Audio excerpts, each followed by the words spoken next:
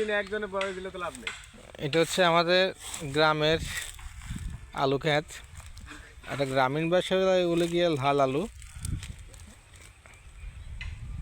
প্রায় অনেকখানি জায়গা জুড়ে এটা করছে। তো আমাদের এখানে জমিতে আমাদের কৃষক ভাইও আছে, ওনার কাছ থেকে আমরা কিছু গাছের পরিচর্যা কী কী পরিমাণ হবে ফসল একটু জানবো আর কি।